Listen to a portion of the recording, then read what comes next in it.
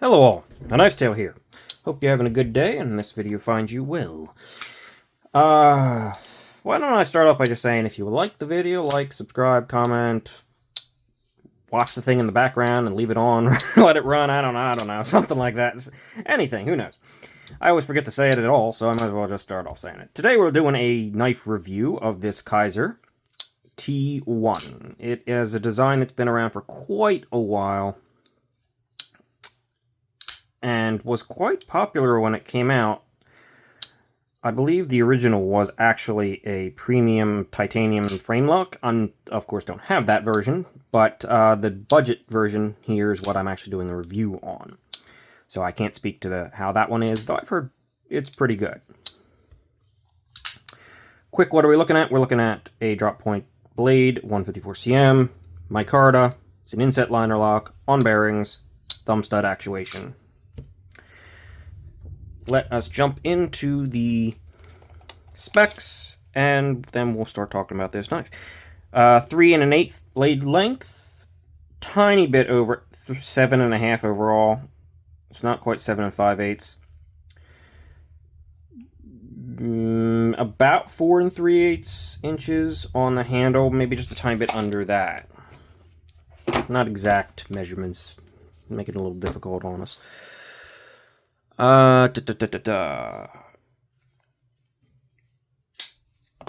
Comparisons to the Civivi Elementum for the small knife and the Civivi Conspirator for the full-size knife, and let's get this down here so we can actually see things.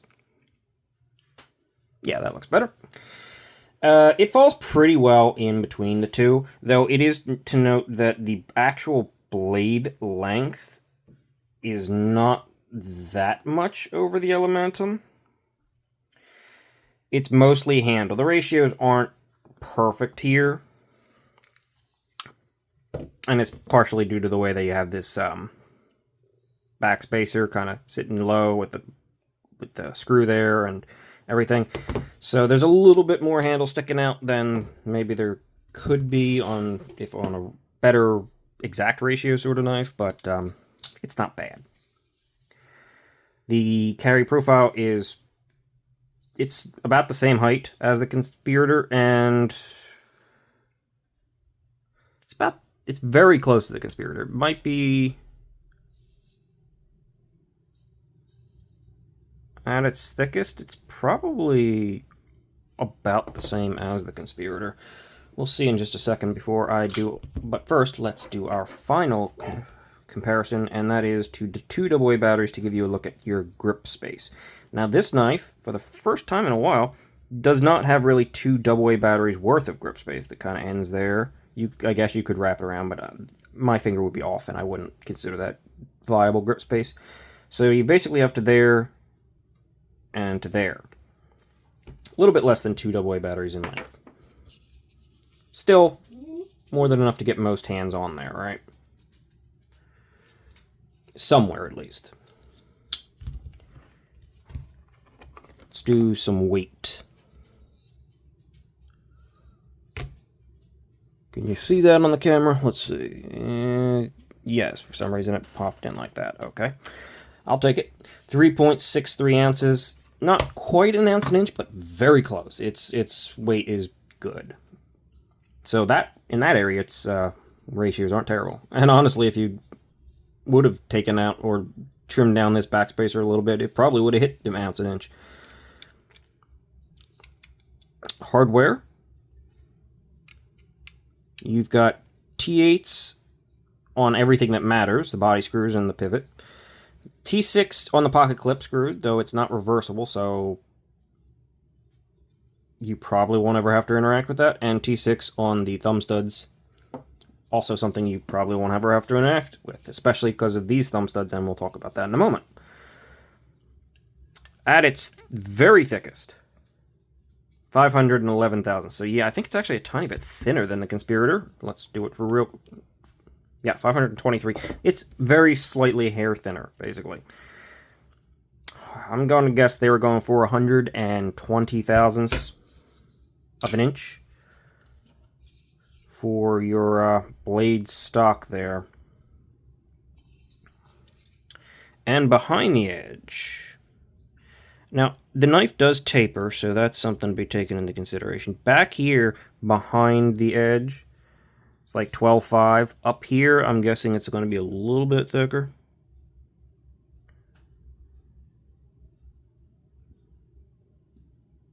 Yeah, like 14, 15 thousandths up close to the tip. It does taper, so it gets a bit thicker back there. It comes down to a reasonably thin edge. It does get thick a little bit fast because it's not the tallest grind in the world, even though, I mean, it looks like it is with the actual grind going up that way, but it sort of starts getting thicker about there, but I don't think it's going to be a problem, honestly. It might get a little bit chunkier out of the tip, a bit faster than maybe you like, but overall I don't think it'll be that big of a deal. You're definitely going to get some life out of this thing, so I'm not going to call that a problem in any way, shape, or form. And now we are done. So let us try something a little different here. Pros and cons. Simple as that. As we're going over this knife, I'll throw some stuff in the pros and cons areas. What are we looking at? We're looking at a drop point, in this case, black coated blade, probably some sort of, it doesn't look like a black wash, might be a PVD. There is a stonewash variant of this thing. I think it's stonewash or belt satin, something, you know. Two variants, one coated, one not, basically. The blade's got a nice shape to it. It's got a decent amount of belly, but you can still get to that tip because it sticks out just enough, so it's not a problem. So it's pretty standard blade, pretty, like, very basic knife shape blade. Hey, this is actually making it easier to see, too, on this black, because it's a dark knife. Kizer's logo is there, and 154 cm blade steel with the T1, and the maker, I think, is named Ulrich something. It's with an H. I don't know what Messer Unicum is on there, but it's on there. I always ding Kizer for the fact that they like putting so much of their branding on the freaking bevels instead of just up on the flats here. But, I mean, that's a personal preference, so I'm not going to say that's like a negative or anything like that. It's just what it is. 154 cm on a budget knife is always a positive because this is usually one of the more expensive... Dog. 154 is usually one of the more expensive budget steels, or on the higher end of budget steels. It's certainly not your 9CR, and it usually comes in at a slightly higher price point than, say, 14C28N. So, good steel.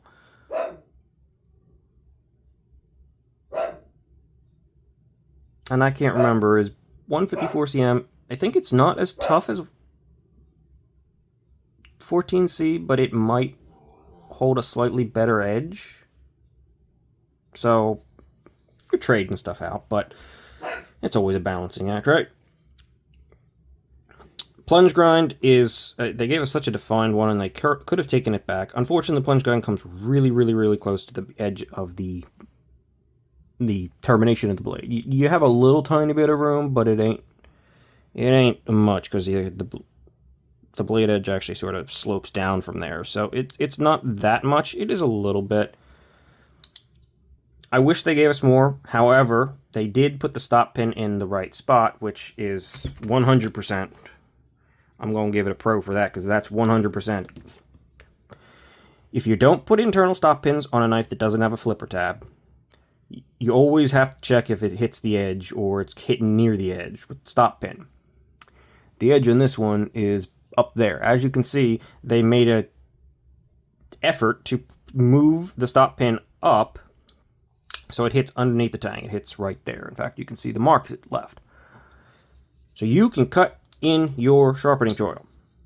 The plunge grind is fine enough, and you can actually enlarge it and do whatever you want there with no problem. So that is definitely a pro. Something else that's a pro is these stump studs, and these deserve calling out, I think. They're very simple, very plain, but they're like perfect.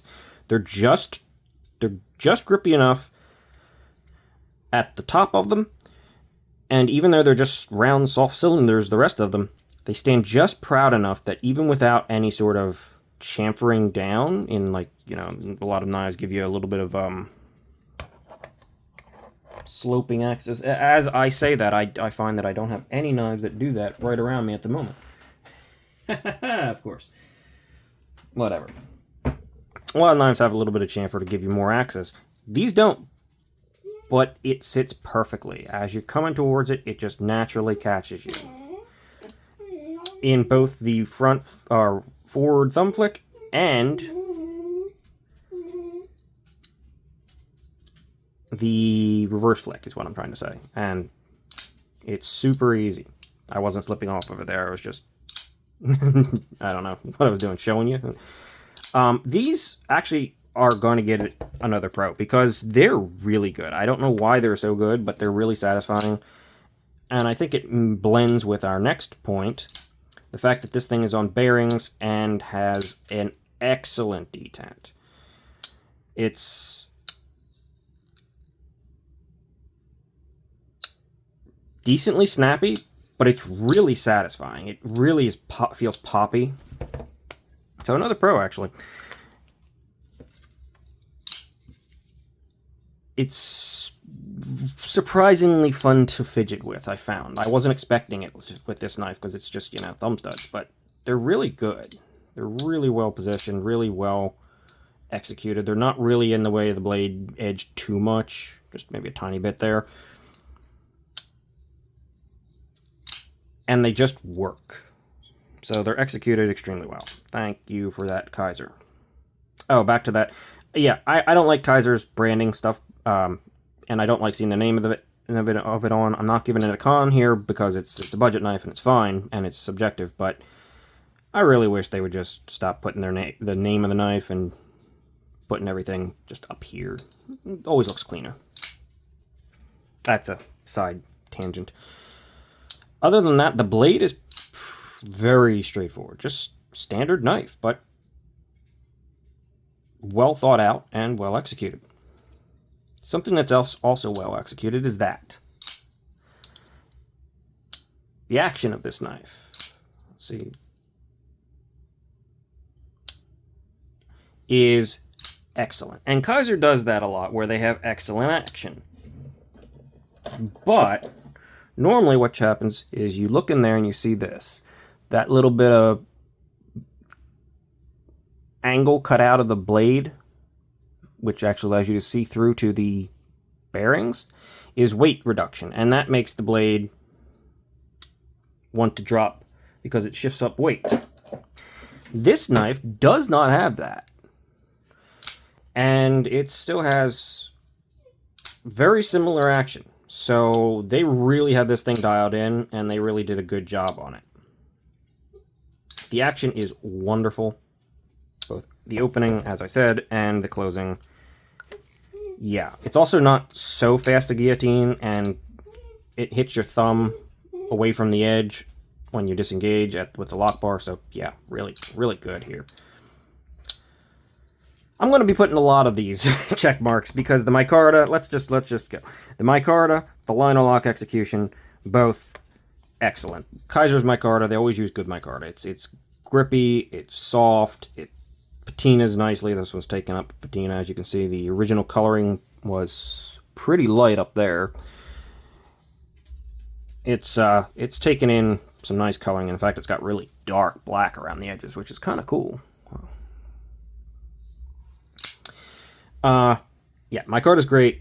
It's an inset liner lock, which I'm not complaining about one bit. It takes a little extra step. The scales are contoured lightly, though there is that ridge that sits at the peak right there. That's, I guess, I don't know if that part's contoured, but there's a ridge and it contours up to it. Let's call that. Then the lock bar access. Lock bar access, you have tons of lock bar access. The lock bar access is great. You get it from the side. It's super easy to access. Again, no scalloping out or chamfering or jimping or anything like that. Doesn't need it. It works great. Super easy. That time I actually did slip off.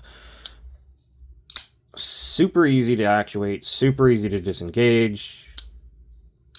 And very nice to feel in the hand. So, yeah, this is really wonderful on overall. Before we mention the price, I guess I should talk about it. This one is not centered, but there is no play. Now, the blade itself does appear to be almost perfectly centered, but the grind at the tip, if you actually look in there, the blade is almost perfectly centered. It might be maybe favoring just a tiny bit off, but I could probably adjust that. But the grind on the tip, on the other hand, is off. So, it's not really hurting anything, and the blade itself is centered, so everything's set up, and the tolerance is up in the pivot, and everything should be fine. But the grind's off. That can happen occasionally, especially on budget knives. You know, they're not going to be quite as picky, I can't imagine. So, I'm not going to really call that a negative. It's just something that you're going to have to live with on a decent number of budget knives, particularly. And even some expensive knives, though I wouldn't be happy if I was paid $500 and it would look like that. That would probably annoy me a bit, but I didn't. This is not $500. No, thank you. Before we move on to the price, you got the pocket clip. That is sort of a pro and a con. Let's call that I don't know. That's subjective. It's pretty tall. It's nice and short, and it has a lot of retention, but it's still got a decent amount of flex for being so short, which is something that can definitely happen. It's nice and short. It's got Kizer's logo on it, and in fact, I wish they kind of didn't say Kizer on the blade and just left it there. That's nice. I like their logo. But it is super tall, especially at the back here. So, ergonomically, that's what we're pairing with this part of the pocket clip and ergos together. The pocket clip is very noticeable, especially if you're back here. They did offset it from, instead of being in the center, which of course would be hard with the way they put this screw in, but they offset it, whether intentionally or just as to keep it all not on top of the screw completely.